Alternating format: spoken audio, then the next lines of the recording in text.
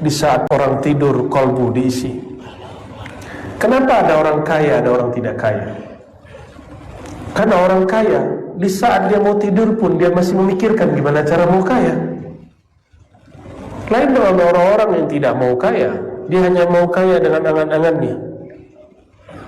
Lalu mengatakan seandainya, seandainya, seandainya. Lebih banyak mengatakan seandainya. Itu yang disebut oleh Imam Nu'tailah. Angan-angan itu ciri-cirinya tidak ada actionnya. Tapi cita-cita pasti dimulai dengan aksi. Jadi kita mau jadi apa, aksinya apa?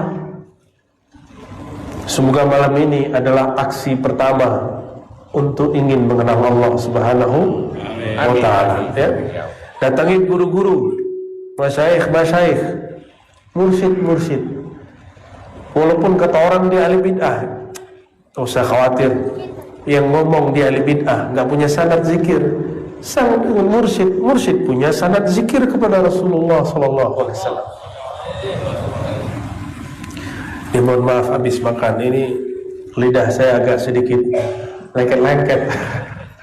Tapi jadi bisa ngomong, alhamdulillah. Apabila kolbu sudah menemukan mainan yang sebenarnya, maka semua mainan yang di luar akan dia sulap menjadi mainan kolbu. Nonton yang menenangkan kolbu. Ceramah itu ada macam-macam jenisnya. Ada ceramah caci maki orang, suka nggak? Ada loh pengikutnya. Ada ceramah gosipin orang, sukanya cari-cari kesalahan orang, itu hobi. Itu orang aslinya belum hijrah, cuma udah jadi ustaz. Akhirnya ceramahnya isinya membicarakan aib orang. Harusnya dia hijrah dulu kolbunya, punya mursyid dulu, supaya kolbunya yang tadinya gelap menjadi terang, baru jadi penceramah. Supaya berceramah tidak hanya pakai ini, tapi menyertakan kolbu dalam berceramah. Anak kecil walaupun akalnya belum sanggup, tapi kolbunya bisa sanggup terima. Itu dalilnya saya sendiri. Buktinya, dalil itu bisa berarti bukti. Kecil kita nggak sanggup berpikir keras seperti orang-orang tua.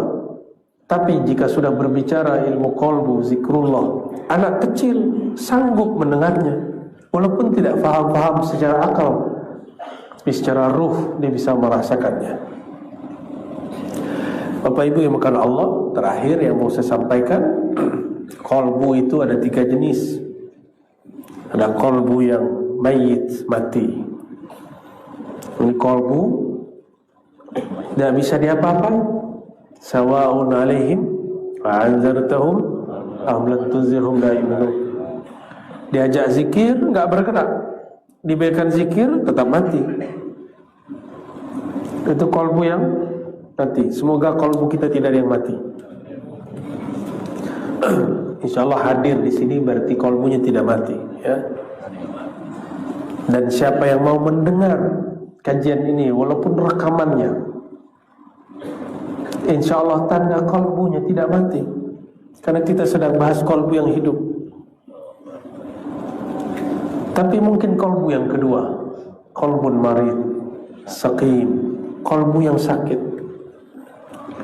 Makanan kolbu zikrullah, makanan kolbu Qur'annya Allah, kalamullah. Tapi tuan-tuan ini tidak mampu menikmati zikrullah. Kenapa? Tidak tahu cara menikmatinya. Ini lafaz nama Allah kan banyak. Ini sudah jadi hiasan luar. Kapan dia menjadi hiasan di dalam? Nyamankah mata melihat ini? Nyaman? Ini bagus, tapi lampunya mati. Bisa dinikmati? Tak bisa dinikmati.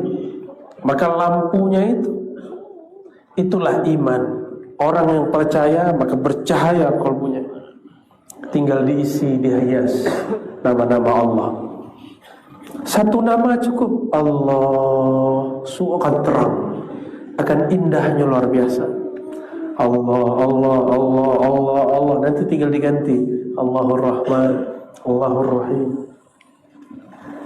Barulah benar kalam ulama, qalbul mu'min baitullah, qalbul mu'min arsyullah.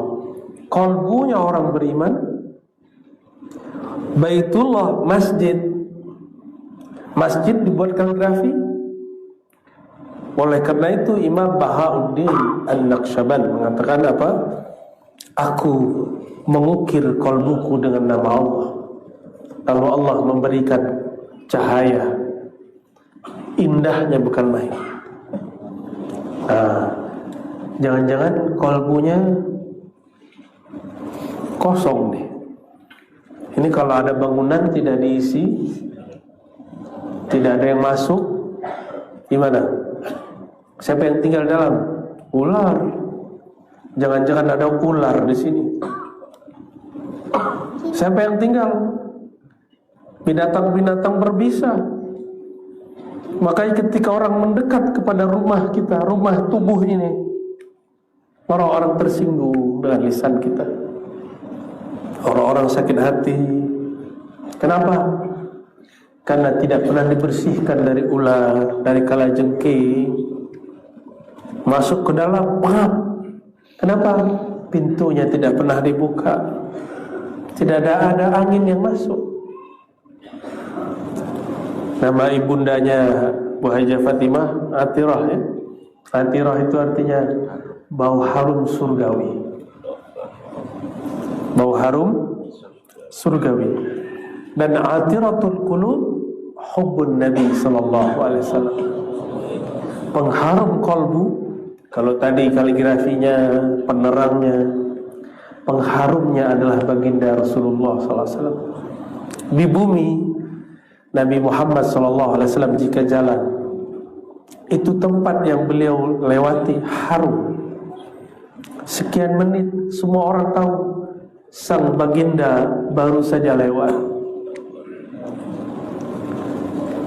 Sama jika kalbu ini sudah dilewati oleh nama sang baginda Nabi Muhammad SAW, itu kalbu akan harum.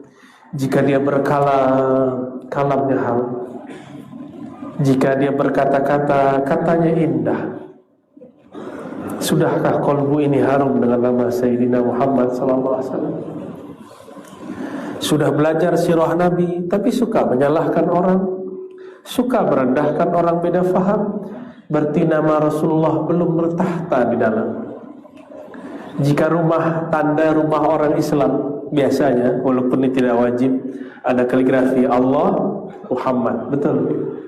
Sama di sini juga harus ada dua nama itu, dua sifat Nabi Muhammad SAW, ya, juga harus ada. Ya, menyenangkan orang lain. Jangan nunggu disapa orang, sapa orang dulu. Jangan nunggu kita gini tangan orang mengulurkan salam, kita dulu yang salam. Adakah yang hadir ini lebih mulia dari Rasulullah SAW? Tidak ada. Rasulullah jika ada bertemu orang, tangannya duluan. Tapi jamaahnya nggak ganas.